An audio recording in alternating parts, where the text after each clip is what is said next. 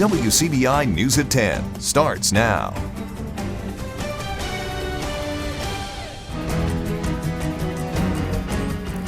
Thanks for joining us tonight at 10. A late night shooting in Columbus sends one person to the hospital, another in custody.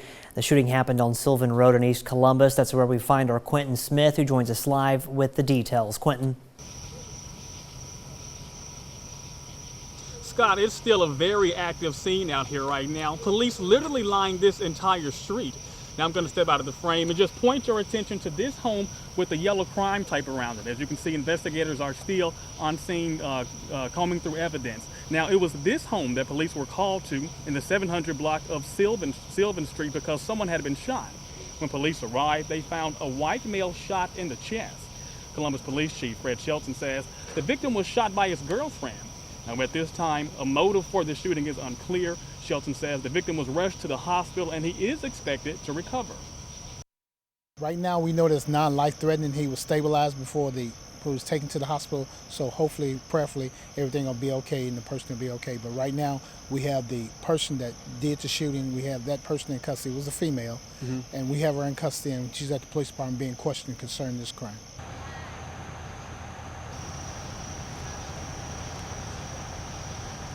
Now on your screen now is the accused gunman, according to Police Chief Fred Shelton. At this time, Shelton says charges against her are still pending. But again, Shelton says a white male was shot in the chest by his girlfriend. He says the victim was rushed to the hospital but is expected to make a full recovery. Now, of course, we're going to continue to follow this developing story and bring you more details as they become available. But for now, reporting live in Columbus, Quentin Smith, WCBI News. All right, Quentin, thank you very much for that. In other news tonight, the investigation into the fatal shooting of 16-year-old Erica White weighs heavy on many here in Columbus. For the first time tonight, Police Chief Fred Shelton is giving us new details from that night. Yellow tape still lingers from Saturday night's shooting. The Probst Park Community Activity Center still a crime scene. A young life has been taken, and another young life is going to be taken in the sense that he will be incarcerated if convicted for a long time. 16-year-old Erica White, police say, was struck by a bullet. The accused shooter, 17-year-old Curtis Lathan. Lathan is now charged with murder. Guns are designed to kill people. We should not discharge firearms in the city limits. Multiple sources say a security guard fired shots in the air in an attempt to break up a large fight. That's when investigators believe Lathan fired a round striking White. The center was rented out for a Sweet 16 party. In the past, the city has requested copies of rental applications for the center. Okay, but we didn't do it this time? We didn't do it this time, no. Okay. Is this the first incident?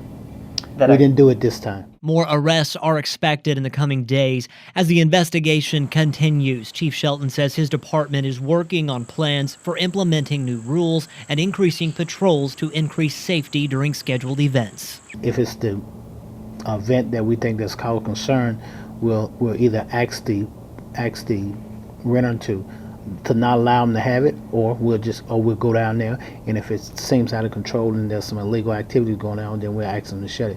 Since it is, with it being city property, we do have the authority to enforce that and to shut an event down or have the people to leave if it's detrimental. At least one other person was cited for shooting a gun in city limits at that party. City ordinance does not allow firearms in recreational and community centers unless approved by City Council or the person has a valid enhanced concealed carry permit. There's a new sheriff in Pickens County tonight. Gordo Police Chief Todd Hall was appointed sheriff by Alabama Governor Kay Ivey. Hall took the oath of office this afternoon. Pickens County Coroner Chad Harless has been the acting sheriff since David Apston resigned from office. Apston was sheriff for more than 3 decades. He's pleaded guilty to 2 federal charges involving a scam to feed inmates with food from a food bank. Prosecutors say Apston kept the money he saved in the scheme. Hall has been the chief in Gordo for more than a decade. Bond is set for a man accused of an early July murder in Webster County. Charles Potts went before Justice Court Judge Jerry Jones today. Potts is charged with the murder in the shooting death of Jerome Cullum in Webster County back on July 7th. Potts' bond was set at $75,000. His case was bound over to the grand jury, which will meet in December. Court hearings and other county business in Webster County now have a new home. After over 6 years, the county once again has its own courthouse. Our Riley Livingston talks with county officials about how the new facility is helping them. Over 6 years ago, a fire destroyed the Webster County Courthouse, scattering county offices and employees into temporary quarters. But now they are back together under one roof. It's been 6.5 years since the courthouse burned, and when you have worked in a building as long as we had worked in the Webster County Courthouse, it's like losing a home. But we're so excited to be in this new building, and we're enjoying it. The county office building made room for some officials, including Circuit Clerk Sherry Henderson. While she was thankful for the space, there were some drawbacks. If anybody had come in to see us, you could tell that we were kind of squashed together, desks butted up against each other. Basically, we could roll around in our chairs and go wherever we needed to go. So that's no longer an issue. Having all this room, it's wonderful. We have places for our books to go. We have a workroom. I have an office. We have the outer office for people to come in. We have a vault. And so we just have so much room. We're filling it up really fast, but we're just so thankful to have that much room. Chancery Judge Rodney Favor is excited about upgrades in the new courtrooms. They've got everything state of the art. I mean, we've got projectors that attorneys can put evidence up for us to view, and the people in the courtroom, they've got a sound system that is outstanding. It is going to be able to allow me not to have to yell, the witnesses not to have to yell. It's just we've got everything that you could possibly want in a courthouse. Definitely looks like a lovely facility. Henderson does want to say thank you to Choctaw County for letting them hold court in their courthouse while they were displaced. Time now to get a first look at our forecast. We'll send things over to meteorologist Kendall Smith. Hey there, Kendall.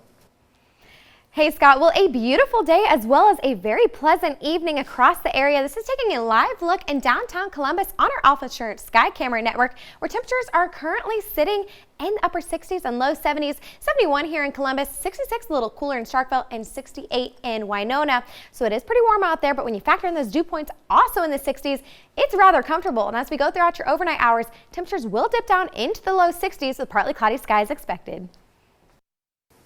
Last night, some of you saw an hour of questions and answers in the only Republican gubernatorial debate to feature all three candidates. But how effective were the messages from Robert Foster, Tate Reeves, and Bill Waller Jr.? Courtney Ann Jackson has a breakdown on whether it was enough to move the needle for voters.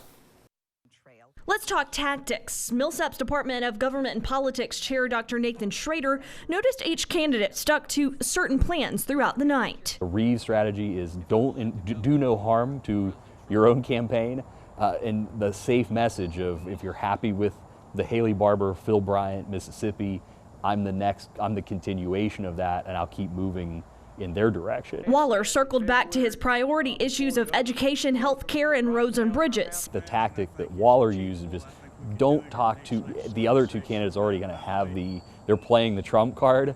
He's going to keep talking about the issues he's been talking about since he got into this race. While Foster didn't shy away from taking some jabs at Reeves. Took swings in a way that did not come across as being especially condescending, rude, arrogant, or negative. Which sometimes that is what becomes a turnoff in a debate style setting, is when one candidate goes to the well so many times on the same line of attack that begins to feel very aggressive and rude. Schrader notes that he didn't think any of the candidates did poorly Tuesday night, but I think that Robert Foster actually did the most to help his campaign. In terms of, if you think about all the things that a Republican primary voter in this state may be looking for, I don't think that Lieutenant Governor Reeves did anything that would hurt his campaign. I don't think he lost ground yesterday. I'm not so sure that anything happened there to really help Justice Waller build on his support. Primary election day is August 6th. If a runoff is needed, it will be held August 27th. Courtney Ann Jackson, WCBI News. Well, the bright sunshine and slightly cooler temperatures will stick with us throughout the end of this week, but the typical summer weather pattern looks to return by next week. More on those details coming up next.